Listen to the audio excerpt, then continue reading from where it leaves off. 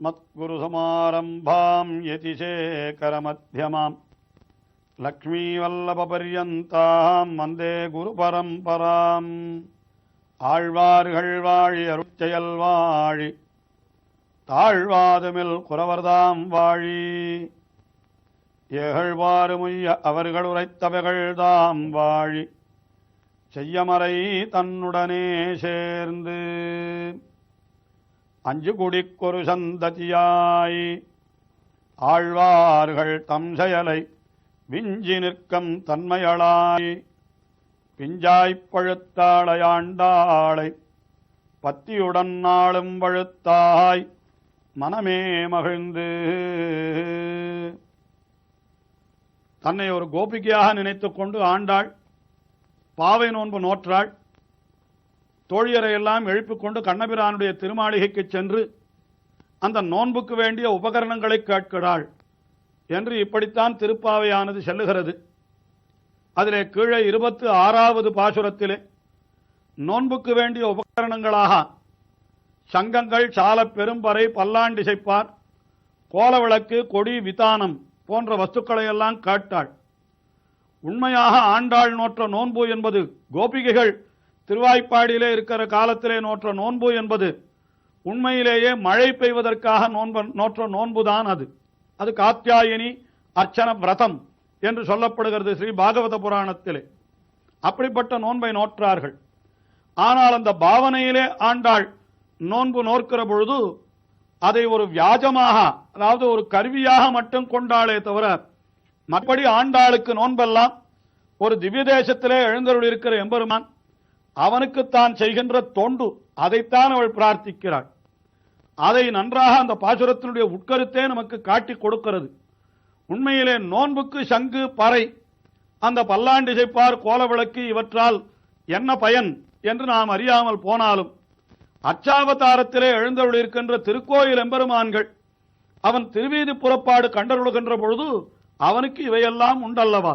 எம்பெருமான் வெளியிலே எழுந்தருளுவதற்கு முதலிலே திருச்சின்னம் ஊதப்படுகிறது, அதற்கு பிறகு பறை அடிக்கப்படுகிறது, உடனே பல்லாண்டிசைப்பார் என்று அத்தியாபகர்கள் வந்து எம்பெருமானுக்கு பல்லாண்டு பாடுகிறார்கள். உடனே அங்கே விளக்கு, சந்நிதி, தீபெட்டி என்று சொல்லப்படுகின்ற அந்த விளக்குகள் எல்லாம் புறப்பாட்டிலே உபயோகப்படுத்துகின்ற அதற்கு பிறகு அந்த கொடி, வித்தானம் என்று இவைகளெல்லாம் வருகின்றது. ஆக இதெல்லாம் அர்ச்சாவதார அனுபவமாக கொள்ளும்படியாக அமைந்திருக்கிறது. இவை அத்தனையும் தான் ஆண்டாள் கேட்டாள். ஆனால் பாசுரத்தினுடைய அர்த்தத்தின்படி எம்பெருமானவளுக்கு தன்னுடைய பாஞ்சஜன்யம் என்கிற சங்கையே கொடுத்தான், சால பெரும்பறையை கொடுத்தான், பல்லாண்டிசைப்பாராக பெரியாழ்வாரையே கொடுத்தான், கோல விளக்கு என்னால் அது நப்பின்னை பிராட்டியை காட்டினான், அதற்கு மேலே விதானமாக கருடாழ்வானை கொடுத்தான் என்று இப்படியெல்லாம் வியாக்கியானங்களிலே காட்டியிருக்கிறார்கள். ஆனால் இதையெல்லாம் பெற்றுக்கொண்ட கோபிகைகள் தங்களுக்கு இது போதும் என்றார்களா என்றால் இது போதாது, இன்னும் வேண்டும், இதெல்லாம் நோன்பிற்காக நாங்கள் கேட்டவை, ஆனால் எங்களுக்கு நீ தனியாக செய்ய வேண்டிய சன்மானங்கள் அநேகம் உண்டே, அவற்றையும் நீ தர வேண்டும் என்று எம்பெருமானை பார்த்து கேட்டார்களாம்.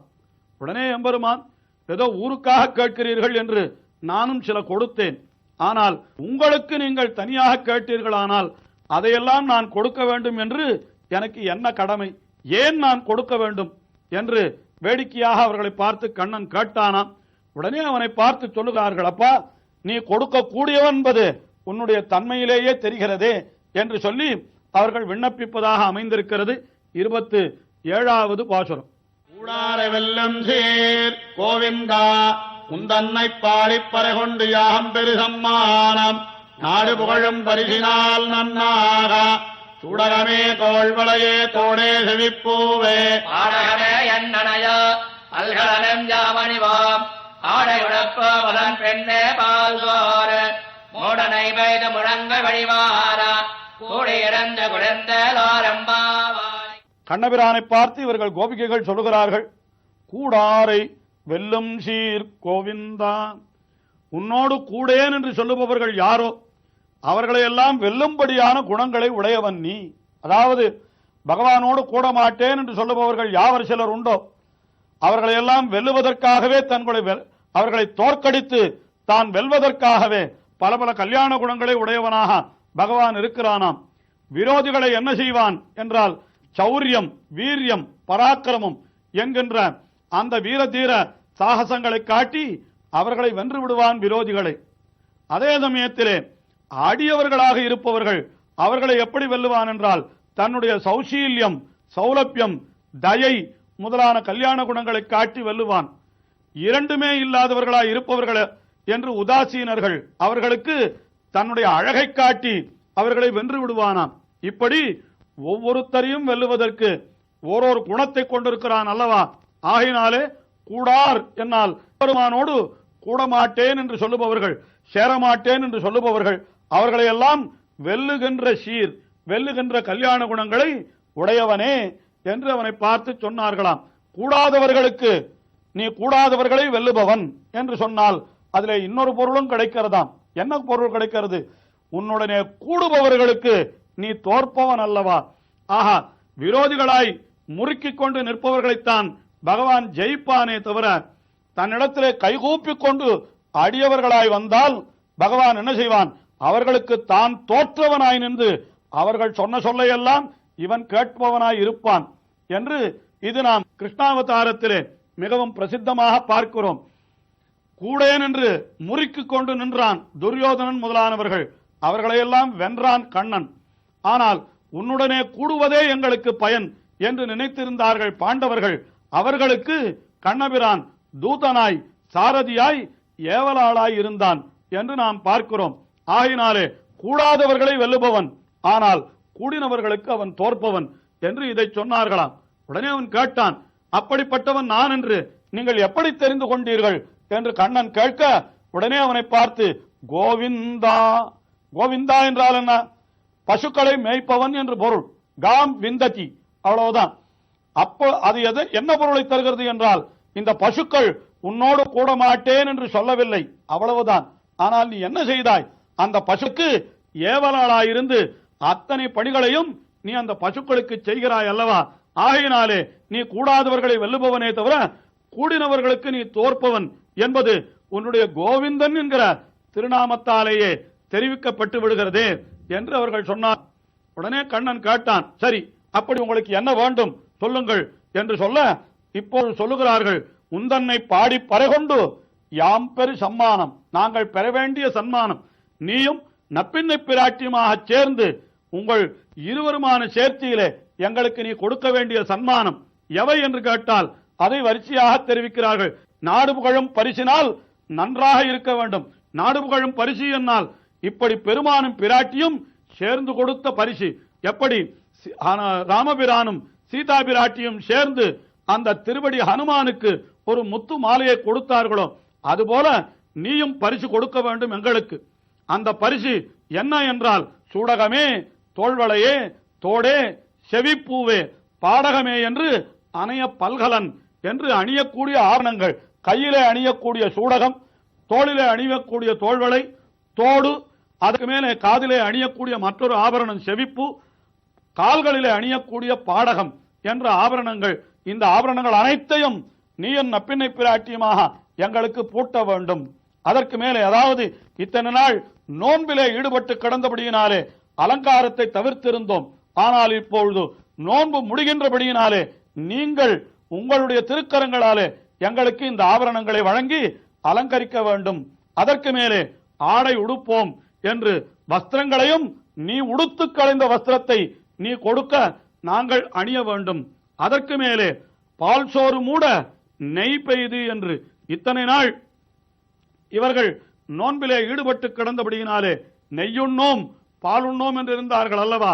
அந்த நோன்பும் இப்பொழுது நிறைவு பெறுகிறது. ஆகையினாலே என்ன செய்ய வேண்டும்? சோறிலே அதாவது பாலிலே தண்ணீரிலே சோறு ஆக்காமல் பாலிலேயே சோறு ஆக்கி அதிலே என்ன செய்ய வேண்டும் என்றால் அந்த சோறு மூட நெய் பெய்து என்கிறார்கள். அதாவது அந்த போஷக திரவியம் அது மிக அதிகமாக இருக்க வேண்டுமாம். நெய்யுக்கு நடுவில் சிறிது சோறும் உண்டு என்று சொல்லும்படியாக அப்படி இனிமையான பிரசாதம் பால் சோறு மூட நெய் பெய்து எல்லோரும் கூடியிருந்து என்று இப்படி கூடியிருக்க வேண்டும் என்று சொன்னார்களாம். கூடியிருந்து குளிர்ந்து என்று சொன்னார்கள். ஆனால் இந்த பாசுரத்திலே என்ன சொல்லி இருக்கிறது என்றால் இப்படிப்பட்ட பல்கலனும் யாம் அணிவோம் என்று இருக்கிறது. அதே போல ஆடை உடுப்போம் என்று இருக்கிறது. ஆனால் இந்த பாசுரத்திலே பால் சோறு மூட நெய் பெய்து உண்போம் என்கிற சொல், அந்த உண்போம் என்கிற சொல் இந்த பாசுரத்திலே இல்லை அல்லவா? இதை பற்றி பட்டர், பராசர பட்டர் என்கிற ஆச்சாரியரிடத்தில் கேட்டார்களாம் சில பேர். உடனே பட்டர் தெரிவித்தார். என்ன தெரிவித்தார்? அந்த நெய்யானது அவர்களுக்கு முழங்கை வழிவாரா என்று பாசுரத்திலே சொல்லப்பட்டிருக்கிறது. கையிலே அந்த நெய்யோடு கூடிய பிரசாதத்தை கொடுத்தால் அது முழங்கை வழியாக வழிந்து விடுகிறது. ஏன் வழிகிறது என்று பட்டரை கேட்க அவர் சொன்னார், கண்ணனை பார்த்த ஆனந்தத்திலே அவர்கள் சோறு உண்பதையும் மறந்து கையிலே அந்த இனிமையான பிரசாதத்தை வைத்துக் கொண்டு அப்படியே நின்று கொண்டிருக்கிறார்கள். அவர்களுக்கு உண்ணும் சோறு, பருகும் இன்னும் வெத்திலை எல்லாம் கண்ணனாகையினாலே அவர்களுக்கு சோறு வாயில் தங்கினால் என்றோ நெய் வாயிலே தங்குவது ஆகினாலே பால் சோறு மூட நெய் பெய்து முழங்கை வழிவாரா என்று அந்த நெய்யானது முழங்கை வழியாக அப்படி வழிந்து விடுகிறதாம். கண்ணனையே அனுபவிக்கிறார்கள். இந்த சோற்றை அவர்கள் அனுபவிக்க, அதாவது அது ஒரு பொருளாக நினைக்கவில்லையா? அங்கே கூடியிருந்து குளிர்ந்து என்று கண்ணனோடு கூடியிருப்பது அதுவே தங்களுக்கு பேராக நினைத்திருக்கிறபடியினாலே அப்படி அந்த கண்ணபிரானும் நப்பின்னை பிராட்டியமாக சேர்ந்து தங்களுக்கு செய்ய வேண்டிய அந்த கொடுக்க வேண்டிய பரிசுகளை எல்லாம் இந்த பாசுரத்திலே அப்படி விளக்கமாக தெரிவித்தார்கள். உடனே கண்ணபிரான் கேட்கிறான், இத்தனை பரிசுகளையும் நீங்கள் பெற வேண்டும் என்றால் அதற்கு உங்களிடத்திலே பெரும் தகுதி இருக்க வேண்டுமே, என்ன தகுதி உங்களிடத்திலே இருக்கிறது என்று கேட்க அதற்கு விடையிருப்பதாக அடுத்த பாசுரம் சொல்லுகிறது. அதை அடுத்த நிகழ்ச்சியிலே அனுபவிப்போம்.